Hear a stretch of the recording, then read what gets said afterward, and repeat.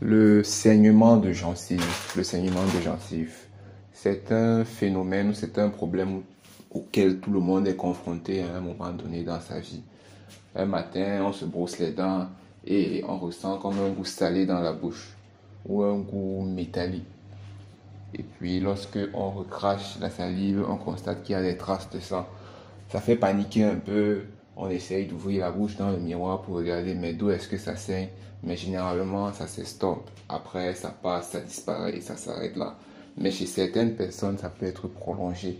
Ça peut saigner de manière continue et ça peut réellement être une source d'angoisse et de panique.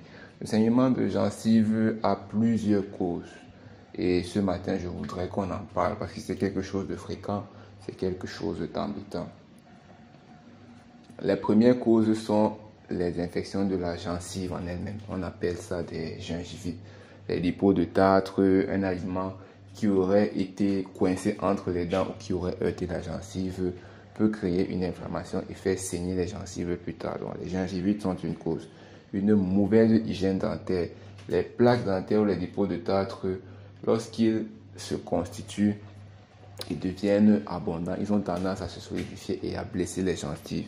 Ensuite, nous aurons les maladies, certaines maladies systémiques telles que le diabète ou une baisse du taux de plaquettes ont tendance à faire saigner les gencives. En quatrième position, nous aurons des médicaments.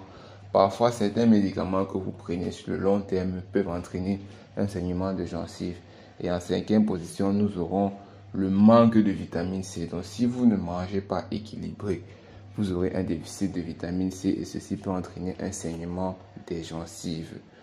Que pouvez-vous faire? Qu'est-ce qu'on peut faire pour prévenir les saignements de gencives? En première position, c'est avoir une bonne hygiène bucco-dentaire.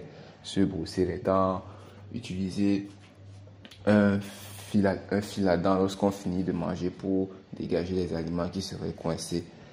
Aller régulièrement chez le dentiste de la même façon que je vous conseille de faire un check-up annuel environ 2 fois par an. Il est important avec votre dentiste de déterminer une fréquence de visite à laquelle vous pourrez contrôler la qualité de votre santé bucco-dentaire. Manger équilibré. Généralement, on dit qu'il faut manger beaucoup de légumes, beaucoup de fruits, manger équilibré. C'est surtout pour prévenir le manque de vitamine C et aussi le manque de vitamine K. Parce que si vous manquez de vitamine K, vous aurez les troubles de la coagulation.